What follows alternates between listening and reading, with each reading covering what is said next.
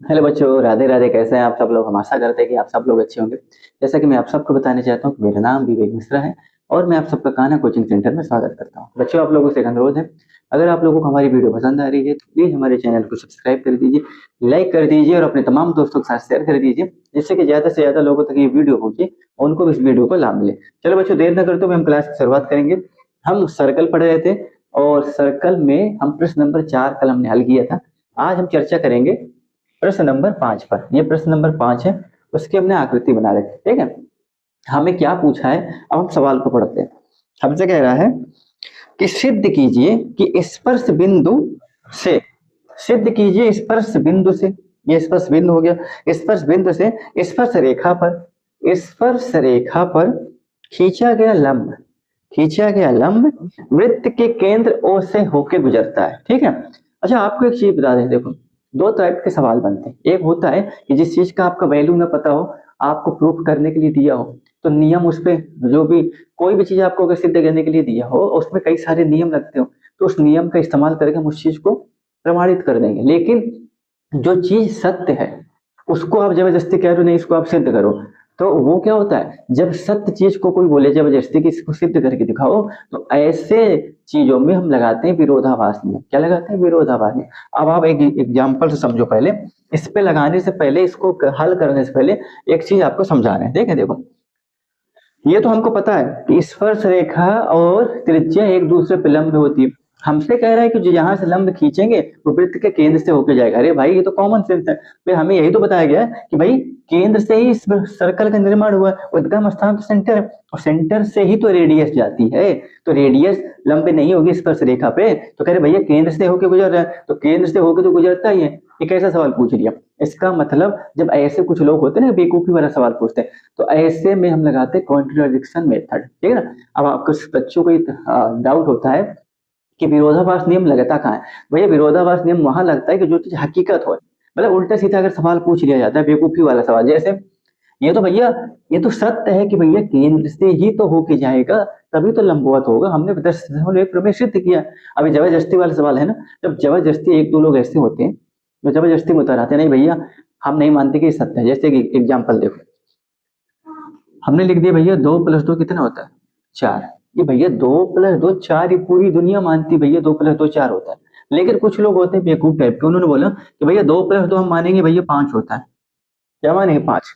अब वो कह रहा है कि भैया 2 + 2 4 होता, आप इसको सिद्ध करके देखो। है तो बेवकूफी वाला सवाल कि भैया 2 + 2 4 होता है, इसे क्या प्रमाण करना।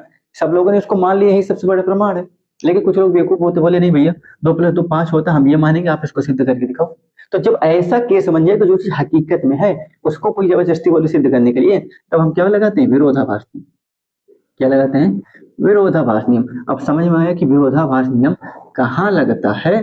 तो विरोधाभास नियम ऐसे ही चीजों पे लगता है। क्लियर है? विरोधाभास नियम में क्या होता है, चीजों का हम उल्टा लेके चलते हैं। क्या मानेंगे? उल्टा लेके चलेंगे और वो चीज असम्पशन मतलब मन कल्पना काल्पनिक चीजों को लेके चलेंगे, जिसका हकीकत की दुनिया से कोई वास्ता है ही नहीं, जो वास्तव में है ही नहीं, कल्पना में लेके चलेंगे और उस चीज को सत्य करने की कोशिश करेंगे, लेकिन वो सत्य होगा ही नहीं। ठीक है ना। अब हम क्या लेंगे, इसका उल्टा क्या लेंगे, भैया 2 + 2 4 नहीं, भाई साहब ने बोले 2 + 2 5 होता है, तो हम भाई साहब की बात मान ली, भैया 2 + 2 5 होता है, 5 लेके चलेंगे और लास्ट में पता है भैया 2 + 2 4 होता, 5 तो होता ही नहीं, गलत हो जाएगा। ठीक है, चलो अब आते हैं सवाल की तरफ।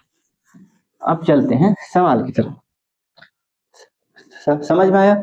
हमको ये कहना है कि स्पर्श रेखा के जो स्पर्श बिंदु से जो रेखा खींची जाती है वो सर्कल के केंद्र से होके जाती है। क्लियर है? केंद्र से होने का मतलब क्या है भाई, केंद्र से होके जाएगा तो 90 डिग्री बनेगा। क्लियर है ना? चलो अब क्या क्या दिया वो लिख लो। दिया है, क्या दिया बताओ? दिया है एक वृत्त, एक वृत्त, वृत्त है, एक वृत्त लिख लो जिसका केंद्र, एक वृत्त जिसका केंद्र, जिसका केंद्र ओ है। क्या है? एक वृत्त जिसका केंद्र ओ है। ठीक है ना। स्पर्श रेखा, स्पर्श रेखा, एक स्पर्श रेखा लिख लो, स्पर्श रेखा एक लिख लो, एक स्पर्श रेखा, एक स्पर्श रेखा ए बी, जो जो वृत्त को पी बिंदु पर, वृत्त को P बिंदु पर, ठीक है ना, वृत्त को P बिंदु पर स्पर्श करती, क्या करोगे, P बिंदु पर स्पर्श करती, क्या करोगे, P बिंदु पर स्पर्श करती। ये आपका गिवन पे है, ठीक है ना, ये आपका गिवन पे। हमने क्या बोला भैया, एक वृत्त जिसका केंद्र वो है, एक स्पर्श रेखा AB है, ये AB एक स्पर्श रेखा है, जो इस वृत्त को ये P बिंदु पर, इस P बिंदु पर स्पर्श करते, क्या करती है, स्पर्श करते, ठीक है ना। अच्छा, हमने रचना क्या किया, जो काली वाली लाइन है ना, ये हमने रचना की, ठीक है ना, क्या किया, रचना किया, ठीक है ना। चलो, हमने क्या किया, वो कंस्ट्रक्शन किया, तो भाई कंस्ट्रक्शन क्या किया वो लिख दे रहे हैं भाई। रचना पे हमने क्या दिया, रचना हमने क्या किया, रचना रचना हमने क्या किया कि एक बिंदु जो वृत्त के अंदर ओ डैश लिया, क्या लिया, ओ डैश लिया, और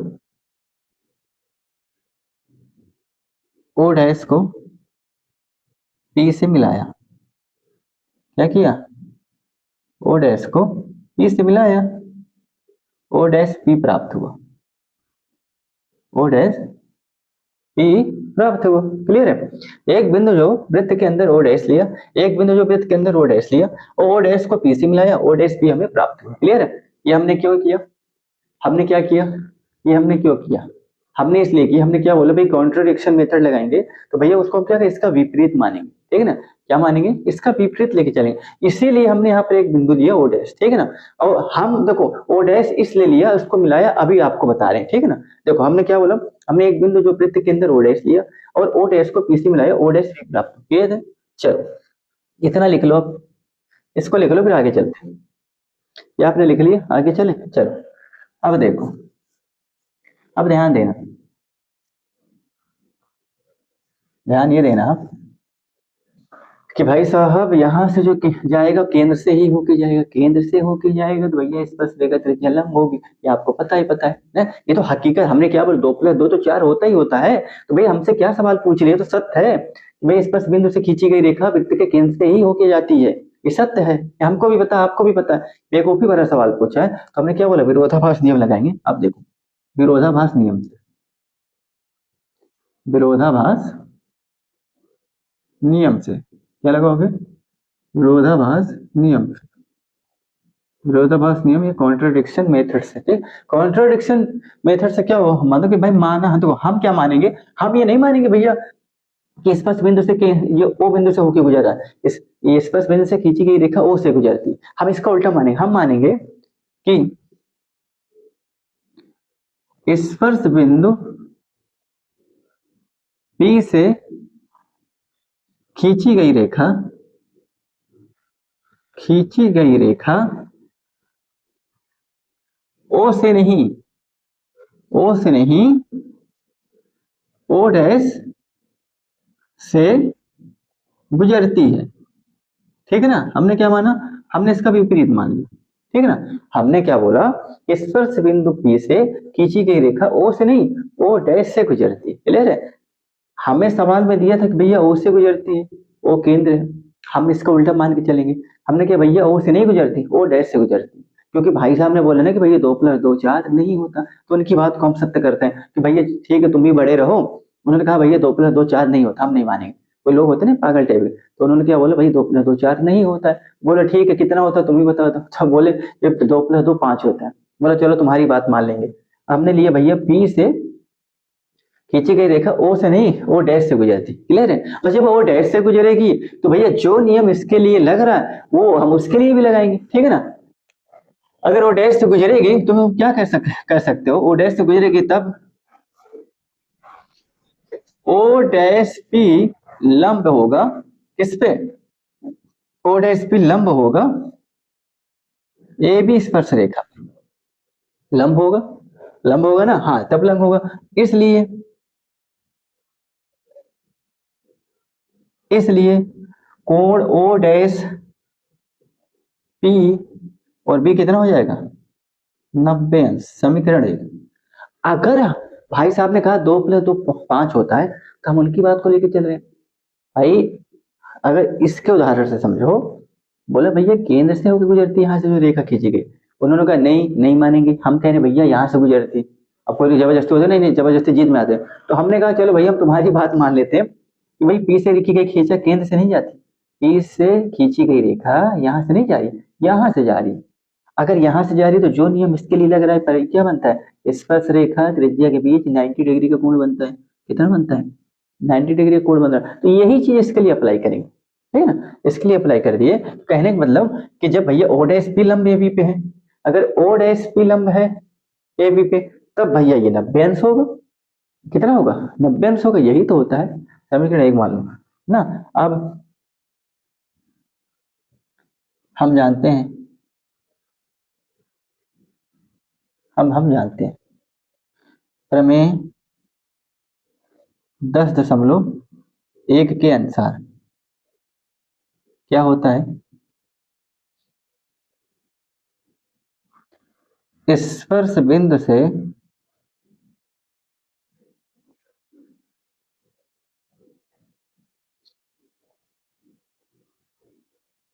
स्पर्श बिंदु से खींचा गया लंब, आप ऐसे खींचा गया लंब, या ये बोल दो स्पर्श रेखा और त्रिज्या एक दूसरे पे लंब होते हैं, आप ये बोल दो। या फिर स्पर्श बिंदु से खींचा गया लंब और स्पर्श रेखा एक दूसरे पर लंब होती, ये लंबवत होती। क्या लिखोगे, एक दूसरे पर लंबवत होती, ये लंब होती। स्पर्श बिंदु से, इस स्पर्श बिंदु से खींचा गया ये जो लंब है, स्पर्श रेखा और खींचा गया लंब, हाँ स्पर्श बिंदु से खींचा गया, स्पर्श बिंदु से खींचा गया लंब और स्पर्श रेखा एक दूसरे पे लंबवत होती। या आप ऐसे बोल लो सरल भाषा में, स्पर्श रेखा और त्रिज्या एक दूसरे पे लंब होती, ठीक है। स्पर्श बिंदु से खींचा गया लंब, स्पर्श बिंदु से खींचा गया लंब और स्पर्श रेखा, ये स्पर्श रेखा एक दूसरे पे लंब होती, ठीक है। क्लियर है, इतना क्लियर है। ये चीज को हम यहाँ लिखेंगे, इसकी जरूरत है, ठीक है ना। O dash P B 90 degree, समीकरण 1, ठीक है ना। इसको हम यहाँ लिख ले रहे हैं, इसकी जरूरत है। अब ध्यान देना, यहाँ तक समझ में आया। अगर भैया ये एक दूसरे पे परपेंडिकुलर लंब है तो प्रमेय 10.1 के अनुसार अगर लंब है तो भैया ओ पी बी 90 अंश होगा। ये तो हमारी दी हुई चीज के अनुसार है, कल्पना के अनुसार ये था कि हमने माना ये चीज लंब है, यहाँ से खींची गई रेखा स्पर्श रेखा पे लंब। तो जब हमने इसको माना तो भाई कल्पना के अनुसार हमारा 90 अंश ये होगा, लेकिन जो हकीकत में 90 अंश है वो तो भैया ये होगा ना, ओ पी बी प्रमेय के अनुसार, ठीक है ना। अब इसको आगे देखो, अब ध्यान देना, अब ध्यान देना भाई, जब खींचा गया लंब एक दूसरे पर लंबवत होती है तब आप क्या लिखोगे, हाँ एक दूसरे पर लंब होती है, ठीक है ना। तब अर्थात कहने का मतलब, अर्थात लिखो, अर्थात आप क्या लिखोगे, अर्थात ओ पी लंब किस पे, ए बी पे।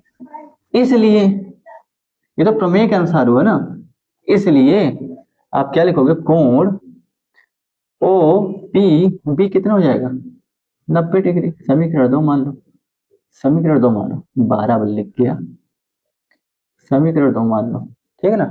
ये 1 मान लो, ठीक। हमने क्या बोला कि भैया कल्पना के अनुसार हम, भाई साहब ने इनको मानने को तैयार नहीं हो तो कल्पना किया, कल्पना के अनुसार तो फिर भैया 90 अंश ये हो जाएगा, ओ डैश पी बी। हकीकत में 90 अंश क्या हो जाएगा, ओ पी बी। हकीकत में तो यही होगा ना, प्रमेय लग जाएगा, यही होगा। अब समीकरण 1 व 2 की तुलना करो, समीकरण 1 व 2 की तुलना करने पर क्या करोगे, समीकरण 1 व 2 की तुलना करने करो, तुलना करो। ध्यान देना क्या तुलना, भैया ए भी 90, ए भी 90, दोनों 90, ठीक है ना। अब यहाँ लिख रहे हैं एक लाइन में, समझ जाना, ये मिटा रहे हैं। अब ध्यान देना, कहने का मतलब हमारा क्या है कि भैया समीकरण 1 क्या था, ओ डैश पी बी बराबर ओ पी बी किसके हो जाएगा, 90 डिग्री के।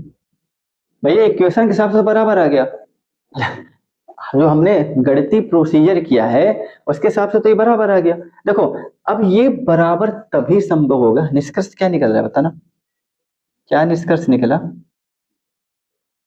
निष्कर्ष क्या निकला बताओ, निष्कर्ष क्या निकला कि कोण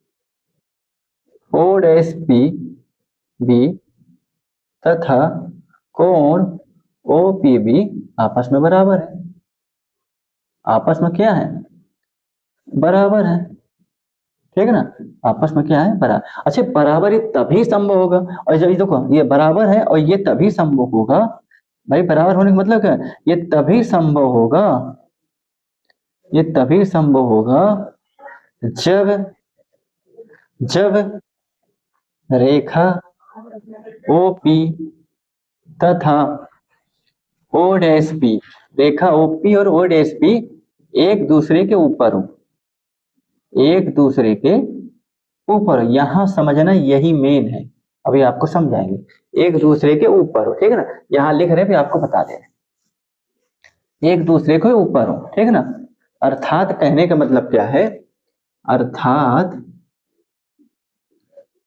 अर्थात समपाती हो, क्या हो, समपाती हो, ठीक है ना। अब समझो कहने का मतलब, भाई अगर दो कोण बराबर 90 अंश हैं, अगर O'P OPP आपस में अगर बराबर हैं कोण, ये तभी संभव है जब दोनों रेखा एक दूसरे के ऊपर हो या फिर संपाती हो। संपाती का मतलब ही होता है कि जब दो रेखा एक दूसरे के ऊपर, ऐसा ऊपर हो जाए कि लगे कि एक ही रेखा है, दो रेखा अगर एक दूसरे से एकदम मैच हो जाए और देखने में लगे वो एक ही रेखा है, उसको बोलते हैं संपाती। क्यों, एक स्पर्श बिंदु से सिर्फ एक ही लंबवत रेखा खींची जा सकती है। एक कहने का मतलब क्या है कि भैया ये तो कॉमन सेंस है ना, कि भैया अगर आप स्पर्श बिंदु से केंद्र से होके जो गुजरता है ये रेखा और 90 डिग्री का कोण बनाता है, तो ये एक ही तो संभव है।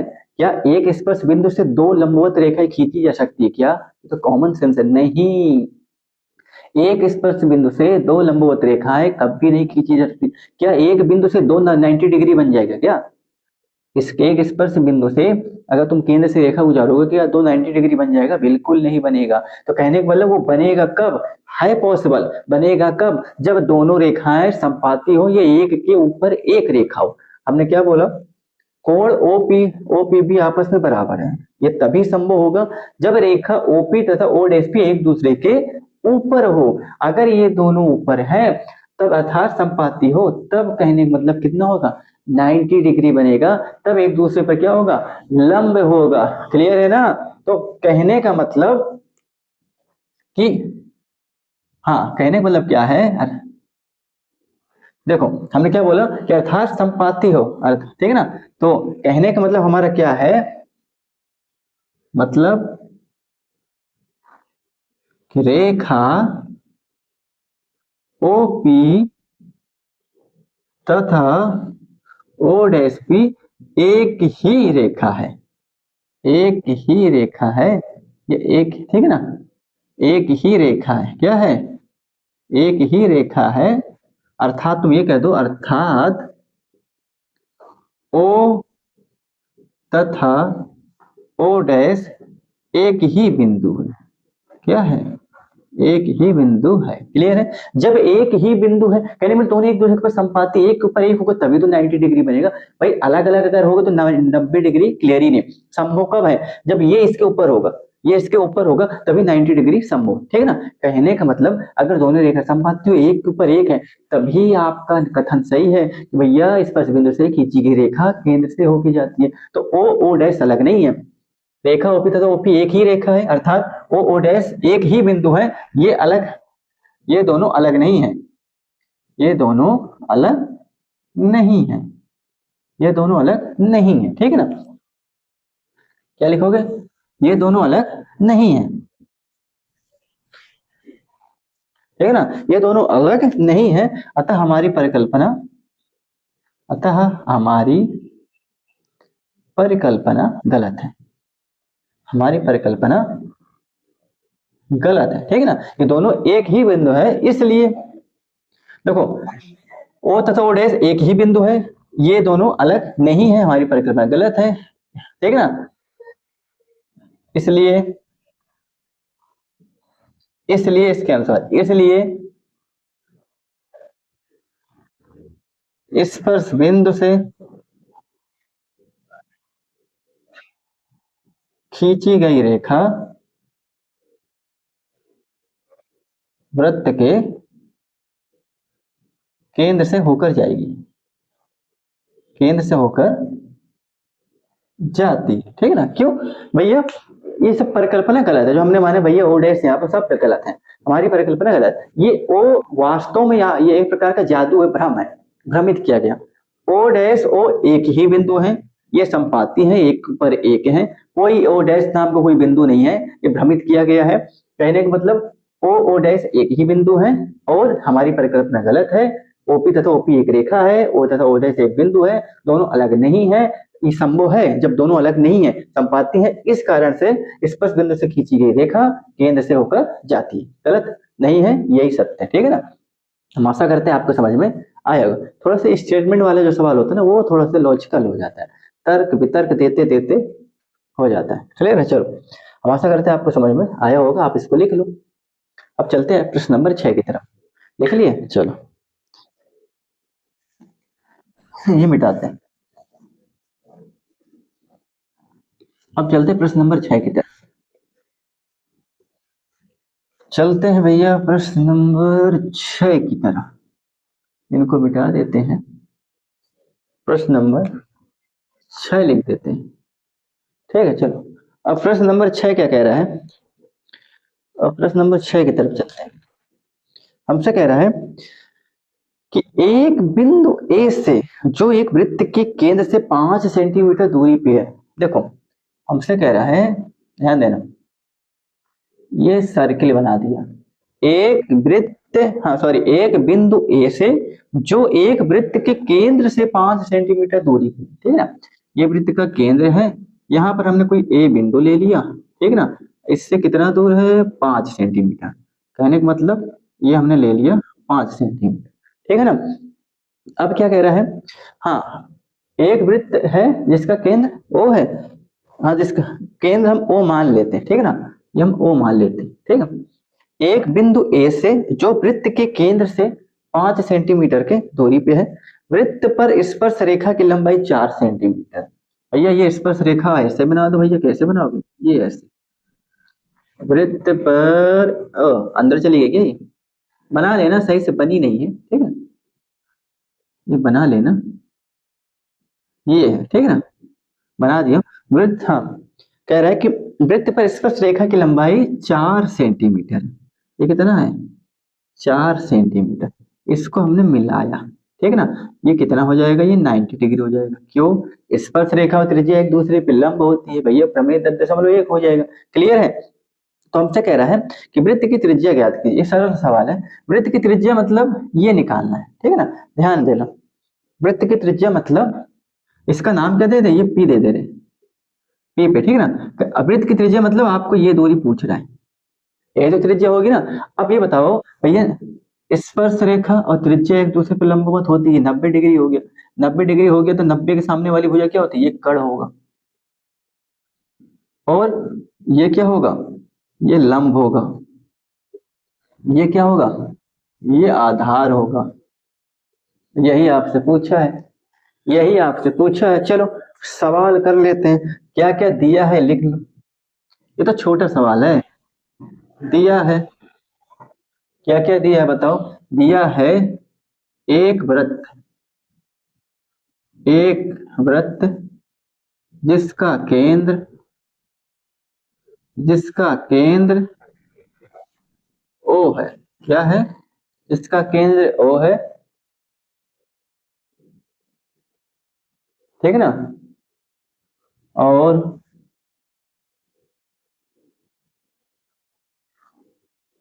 ओ से ए तक की दूरी, ओ से ए तक की दूरी ओ ए बराबर 5 सेंटीमीटर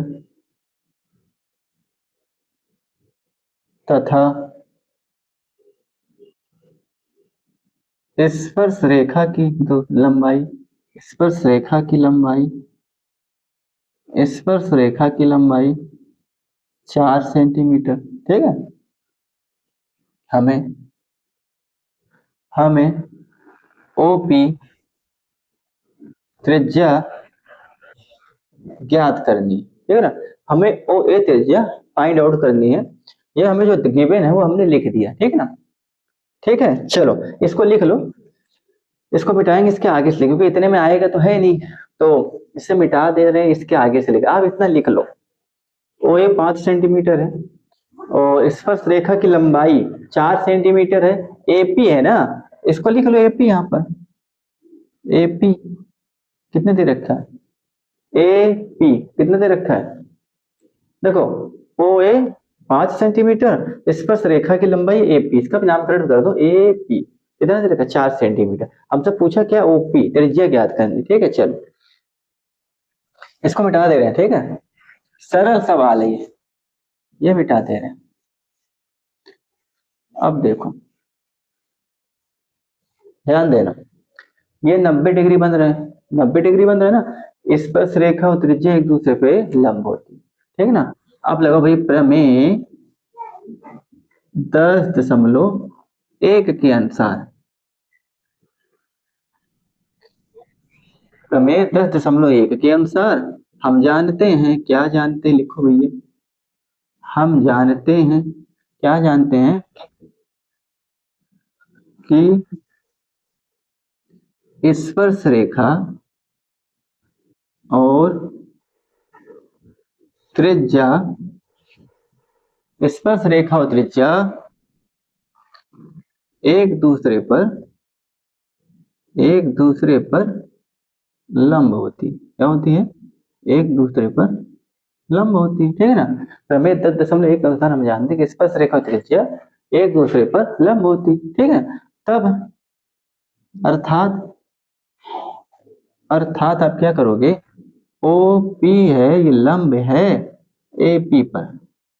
ठीक है ना।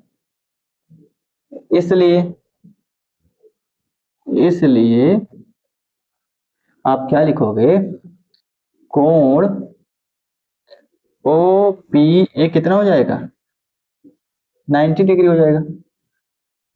ओ पी ए कितना हो जाएगा, 90 डिग्री हो जाएगा। इसका मतलब क्या होगा, इसका मतलब इसका मतलब त्रिभुज ओ पी ए एक समकोण त्रिभुज होगा, एक समकोण त्रिभुज होगा। कैसे होगा, एक समकोण त्रिभुज होगा। भैया अगर ये समकोण त्रिभुज होगा तो भैया हमने एक ही चीज सीखा है, समकोण त्रिभुज में क्या लगता है, पाइथागोरस प्रमेय। क्या लगता है, पाइथागोरस प्रमेय। इसको भी लिख लो, फिर आगे करते हैं। इसे भी लिख लो, फिर आगे करते हैं। ठीक है ना। अगर भैया ये लंब है तो भैया ये 90 डिग्री होगा, लंब 90 डिग्री का होता है। अगर ये 90 डिग्री है तो भैया ओपी ये समकोण त्रिभुज होगा। जाहिर सी बात है, 90 अंश वाला त्रिभुज समकोण ही होता है। ठीक है ना। अगर मगर करते रहो, ये हटा दे रहे हैं, अगर मगर करते रहो ये हटा दे रहे हैं। ठीक है ना, ये हटा दे रहे हैं, अगर मगर करते रहो। अब देखो, अब फिर हमने वही चीज, अगर वो समकोण है तब पाइथागोरस प्रमेय से, पाइथागोरस पाइथागोरस प्रमेय से, पाइथागोरस प्रमेय से, पाइथागोरस प्रमेय से क्या होता है कि भाई हाइपोटेनस का वर्ग, परपेंडिकुलर का वर्ग प्लस बेस का वर्ग, यही होता है। हाँ, अब हाइपोटेनस क्या दे रखा है आपका, ए ओ, ए ओ का वर्ग, परपेंडिकुलर कितना है, एपी का वर्ग, बेस कितना है, ओपी का वर्ग। ए ओ कितना दे रखा है, 5 का वर्ग, एपी कितना दे रखा है, 4 का वर्ग, ओपी कितना है निकालना है।